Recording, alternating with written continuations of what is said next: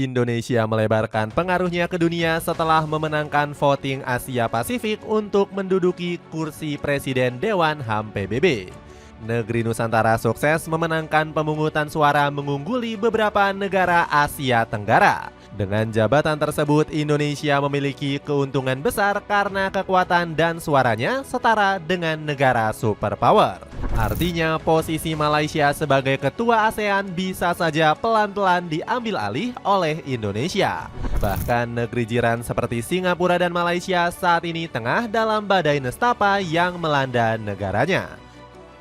Cetak Gol coba merangkum Indonesia melebarkan pengaruhnya di dunia sebagai berikut.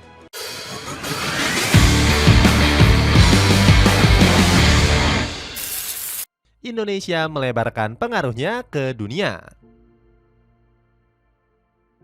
Rakyat Indonesia mendapatkan kabar gembira yang datang dari PBB. Negeri Nusantara telah berhasil melebarkan pengaruhnya di dunia setelah memenangkan voting Asia Pasifik.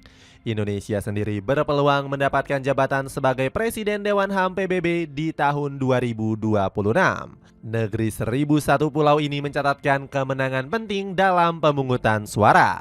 Thailand yang biasanya lebih berpengaruh dibantai oleh Indonesia dengan perolehan suara yang unggul telak. Dengan kemenangan ini, kebijakan dan strategi Indonesia lebih didengar oleh PBB. Hal itu dibenarkan langsung oleh Natalius Pigai. Menteri Hak Asasi Manusia ini menegaskan kemenangan di voting Asia Pasifik membuktikan posisi strategis Indonesia. Hari ini Indonesia mengukir sejarah. Puji Tuhan, voting menyetujui Indonesia memperoleh 34 suara, sementara Thailand hanya meraih 7 suara dari total 47 negara yang hadir, kata Pigai. Meski telah menang, Pigai menegaskan penetapan resmi Indonesia sebagai Presiden Dewan HAM PBB masih harus menunggu di tahun depan. Namun Indonesia diprediksi tetap akan mendapatkan jabatan tersebut. Sebab PBB sampai sejauh ini hanya mengajukan satu calon tunggal untuk Indonesia saja. Ada banyak keuntungan yang bisa didapatkan negeri Nusantara seandainya menjadi Presiden Dewan HAM PBB.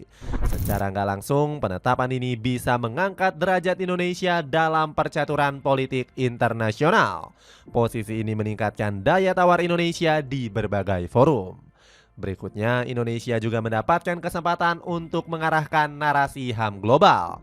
Artinya, negeri Nusantara bisa memperkuat misinya membebaskan bumi Palestina dari penjajahan Israel.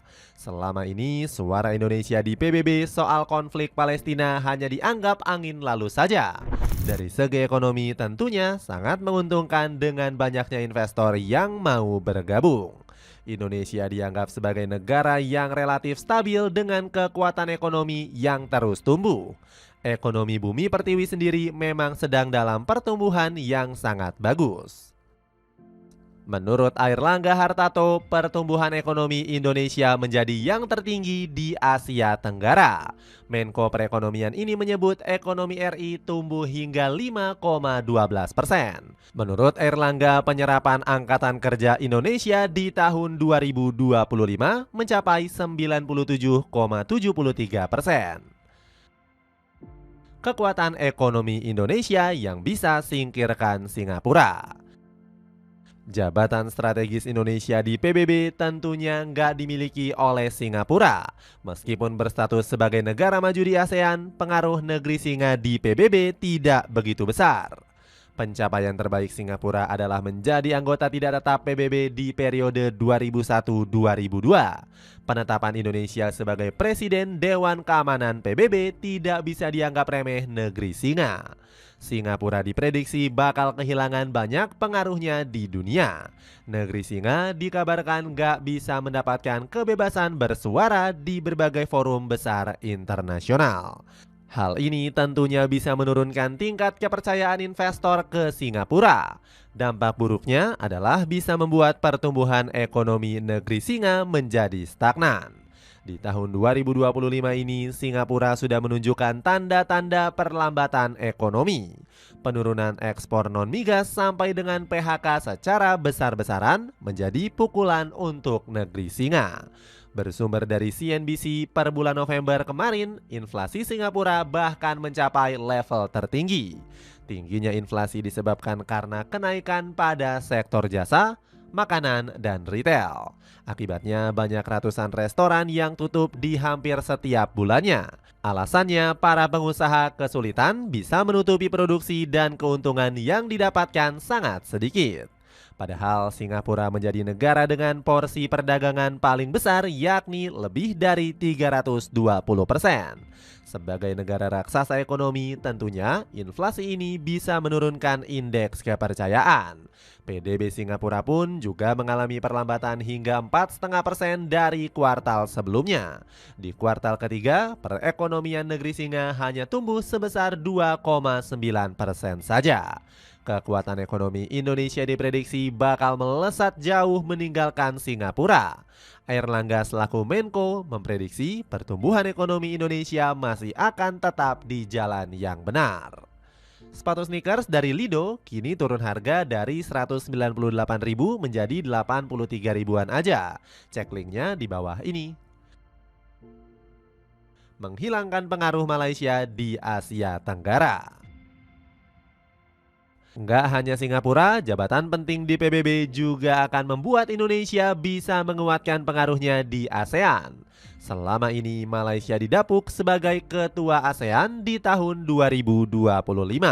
Mandat ini didapatkan untuk kelima kalinya setelah terakhir kali di tahun 2015. Negeri jiran sebenarnya sudah banyak melakukan berbagai kebijakan untuk stabilitas Asia Tenggara. Fokusnya adalah bisa membangun kepercayaan terhadap asing dan menciptakan kedamaian Asia Tenggara. Kinerja Malaysia sebagai ketua sebenarnya sudah sangat bagus.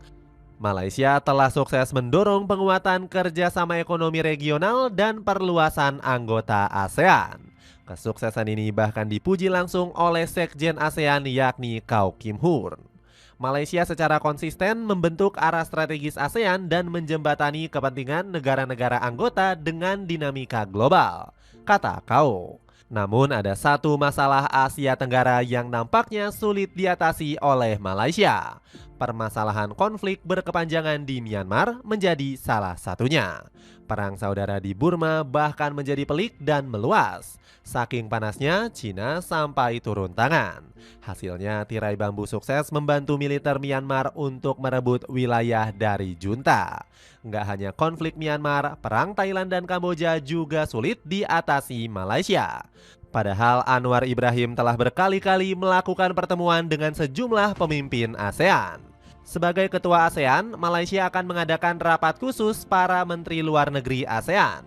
Menilai situasi sudah sangat mendesak, kata Perdana Menteri Malaysia ini. Nampaknya pertemuan ini nggak menemukan hasil apapun.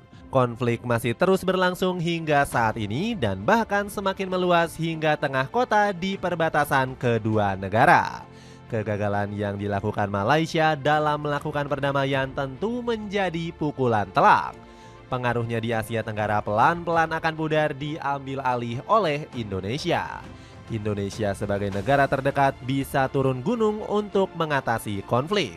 Kehadiran negeri Nusantara menjadi titik penting untuk meredakan konflik kedua negara. Sejauh ini belum ada pihak yang bisa mendamaikan perang tak berujung ini. Malaysia yang sudah dibantu Amerika Serikat bahkan tidak mampu untuk mendamaikan. Harapan besar saat ini memang sedang diemban oleh Indonesia. Apabila didapuk menjadi Presiden Dewan Keamanan PBB, negeri Nusantara bisa menyuarakan masalah ini. Selain permasalahan Palestina, Natalius Pigai bisa mengangkat konflik panas di meja PBB. Dengan suara Indonesia diharapkan bisa didengarkan oleh anggota Dewan PBB. Apalagi Indonesia sendiri cukup berpengalaman dalam menangani konflik. Di zaman Presiden Susilo Bambang Yudhoyono, Nusantara berhasil mencegah konflik Thailand-Kamboja di tahun 2011. Dapatkan 3 piece celana pendek yang sangat nyaman dengan harga 100.000 saja. Buruan check out sebelum promonya berakhir. Itulah ulasan Indonesia melebarkan pengaruhnya di dunia. Bagaimana pendapatmu? Akankah dengan didapuk sebagai anggota Dewan Keamanan PBB bisa berdampak terhadap kemajuan ekonomi Indonesia? Coba tulis pendapatmu di kolom komentar di bawah ini.